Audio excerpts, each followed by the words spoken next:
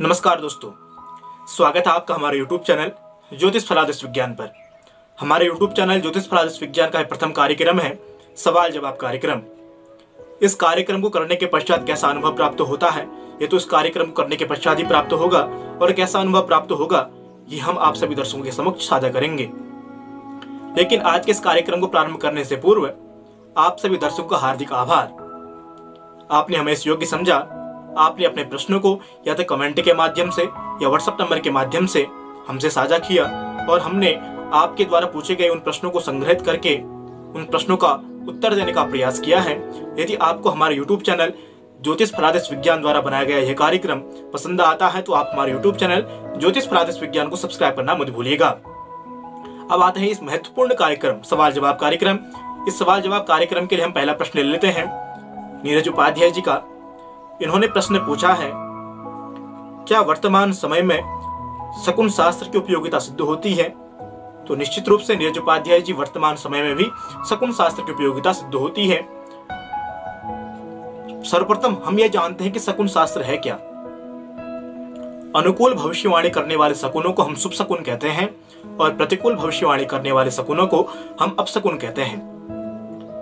यदि आप कोई कार्य प्रारंभ कर रहे हैं और कार्य को प्रारंभ करने के पूर्व में ही आपको कोई अपशकुन हो जाए तो निश्चित ही उस कार्य में असफलता आपको प्राप्त होगी।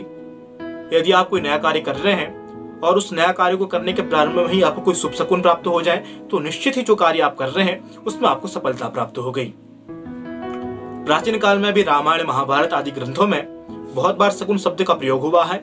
इससे यह सिद्ध होता है कि प्राचीन काल में भी शकुन शास्त्र की उपयोगिता सिद्ध होती होगी। श्री भागवत महापुराण में कथा आती है, जब भगवान श्री कृष्ण इस धराधाम को छोड़ करके अपने परम धाम की ओर प्रस्थान किए तो पांडवों को अनेक प्रकार के अपशकुन प्राप्त होने लगे। तो निश्चित ये ज्ञात होता है कि प्राचीन काल में और वर्तमान परिप्रेक्ष्य में शकुन शास्त्र की उपयोगिता सिद्ध होती है। अब प्रश्न ये उठता है कि शकुन शास्त्र की उपयोगिता तो वर्तमान में भी सिद्ध होती है और प्राचीन परिप्रेक्ष्य में भी सिद्ध होती है, तो हमें ज्ञात कैसे होगा? तो शकुन शास्त्र का ज्ञात कैसे होता है? तो इसके विषय में शास्त्रकार कहते हैं, शकुन शास्त्र का ज्ञात या तो हमारे शरीर के अंगों के माध्यम से या प्रकृति के माध्यम से या तो स्वप्नों के माध्यम से हमें होता है। यह तो रहा नीरज उपाध्याय जी का प्रश्न। आपके द्वारा पूछे गए इस प्रश्न का उत्तर देने का हमने प्रयास किया है। यदि आपको पसंद आए तो आप हमें कमेंट के माध्यम से प्रोत्साहन दें, यही हम आशा करते हैं। अब दूसरा प्रश्न हम ले लेते हैं विनय पांडे जी का। इन्होंने प्रश्न पूछा है, ओम शब्द का अर्थ क्या है? बहुत सुंदर प्रश्न इन्होंने पूछा है, ओम शब्द का अर्थ क्या है? तो सर्वप्रथम तो हम ये जानते हैं कि ओम शब्द बनता कैसे है। तो ओम शब्द अ उ म अकार उकार मकार। अकार ब्रह्म का द्योतक है, उकार भगवान विष्णु का द्योतक है और मकार भगवान शंकर का द्योतक है। अकार उकार मकार इन वर्णों के वर्ण सम्मेलन से ओम शब्द निष्पन्न होता है। ओम शब्द 3 तत्वों का प्रतिपादन करता है। अब 3 तत्व कौन कौन से हैं? तो वदन्ति तत्तत्वमिदं तत्त्वं यद् ज्ञानमद्वयं ब्रह्मेति परमात्मेति भगवान इति सभ्यते। ब्रह्म का प्रतीकात्मक शब्द ओम है, परमात्मा का प्रतीकात्मक शब्द ओम है, साथ ही साथ भगवान का प्रतीकात्मक शब्द ओम है, साथ ही साथ सत्य रजतम इन 3 गुणों का भी प्रतीकात्मक शब्द ओम है। और साथ ही साथ हम बात करें तो सृजन, पालन और संहार इन तीनों का द्योतक ओम शब्द है। अक्षरम ब्रह्म परमम स्वभावोध्याम उच्यते भूत भावोद्भव करो विसर्गा कर्म संगीता श्रीमद् भगवद गीता में आता है। ओम शब्द परम ब्रह्म शब्द है। साथ ही साथ ओम शब्द की उपयोगिता के बारे में श्रीमद् भगवद गीता में 8वें अध्याय में श्री कृष्ण भगवान श्री अर्जुन से कहते हैं, ओमित्येकाक्षरम ब्रह्मन् व्याहरन् मां मनुस्मरन् यः प्रयाति चंदेहम सयाति परमां गतिम्। जो ओम शब्द इस अक्षर ब्रह्म रूपी ओम शब्द का चिंतन करते हुए इस शरीर का त्याग करता है वो निसंदेह मेरी गति को प्राप्त होता है और उसके पश्चात इस संसार में उसका पुनर्भव नहीं होता है। साथ ही साथ श्री कृष्ण भगवान कहते हैं, आप ब्रह्म भुवना लोका पुनरावर्तिनो अर्जुना मामुपेति कौन्तेय पुनर्जन्म न विद्यते। जितने ब्रह्मादि लोक हैं, स्वर्गादि लोक हैं, इंद्रादि लोक हैं, इन सबका पुनर्भव संभव है, लेकिन जो जीव ओम के शरणापन्न हो जाता है उसका पुनर्भव संभव नहीं है, वो भगवान को ही प्राप्त हो जाता है। अब तीसरा प्रश्न हम ले लेते हैं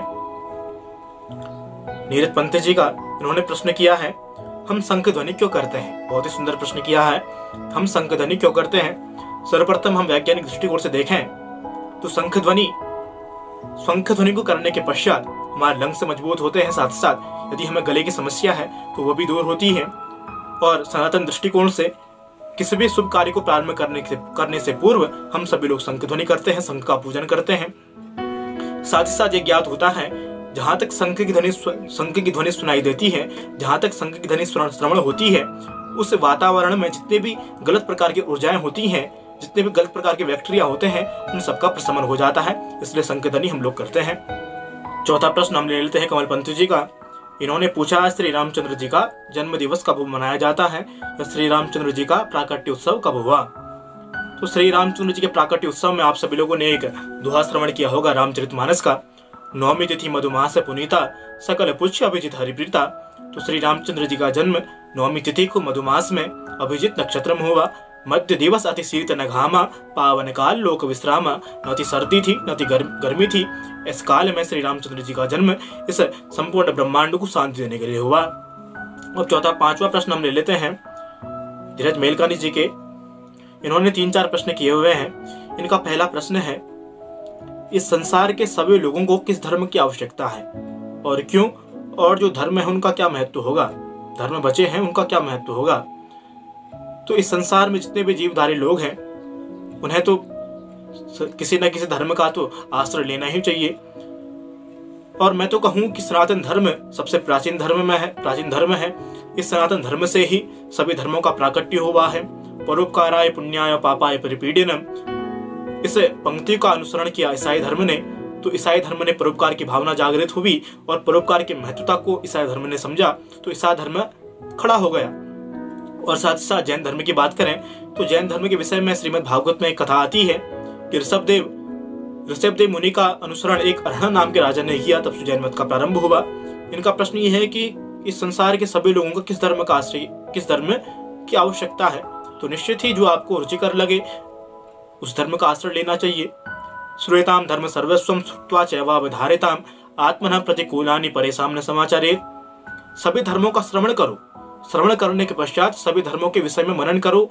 आप किसके आश्रम में हैं, आप क्या सही कर रहे हैं, क्या गलत कर रहे हैं, इस चीज का मनन करने के पश्चात एक सिद्धांत श्री भागवत महापुराण में श्री भीष्म पितामह श्री पांडवों से कहते हैं, आत्मनः प्रतिकूलानि परेषां न समाचारेत।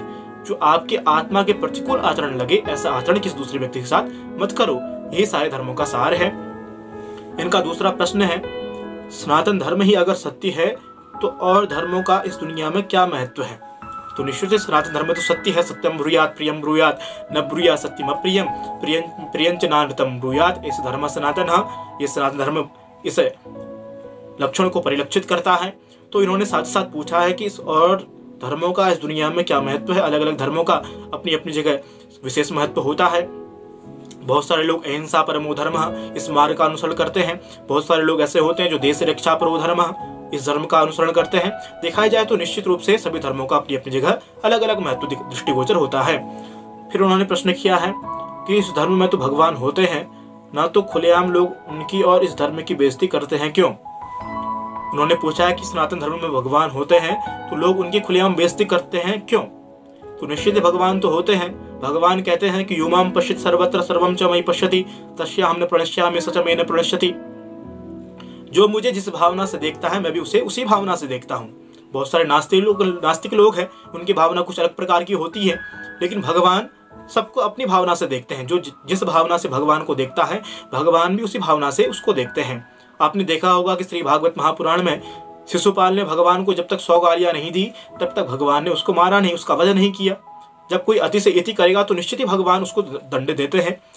इनका चौथा प्रश्न है, सनातन धर्म अगर सत्य धर्म है और सबसे प्राचीन धर्म भी है तो लोगों ने और धर्मों को क्यों बनाया है इसका विरोध करने के लिए?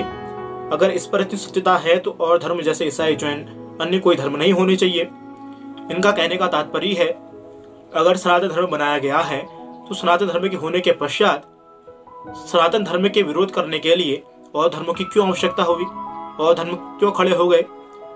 तो इस शब्द का उत्तर देने के लिए मेरे पास एक दोहा है श्री रामचरितमानस का। श्री रामचरितमानस में तुलसी बाबा कहते हैं, कलियुग के पाखंड से लुप्त भय सद ग्रंथ दम्भिर निज मति कल्प करी प्रकट किन्न बहुबंध। इस कलयुग के पाखंड से ही बहुत सारे धर्मों का लोप हो जाता है, बहुत सारे सदग्रंथों का लोप हो जाता है। और जो दम्मी हैं, अहंकार युक्त हैं, घमंड युक्त हैं, वो अपने चौराहे में ही, अपने घर में ही नए नए पंथों को उजागर कर देते हैं, नए नए धर्मों का निर्माण कर देते हैं। तो आज का जो हमारा इस सेशन था, सवाल जवाब का कार्यक्रम, इस कार्यक्रम को करने के पश्चात निश्चित ही कुछ विशेष आनंद प्राप्त हुआ, कुछ विशेष जानकारियां प्राप्त हुई, और हम प्रत्येक रविवार इस कार्यक्रम को लेकर के आपके समक्ष उपस्थित होंगे। आज के लिए बस इतना ही। अगर आपको हमारा ये कार्यक्रम पसंद आता है तो आप हमारे YouTube चैनल ज्योतिष फलादेश विज्ञान को सब्सक्राइब करना मत भूलिएगा। धन्यवाद।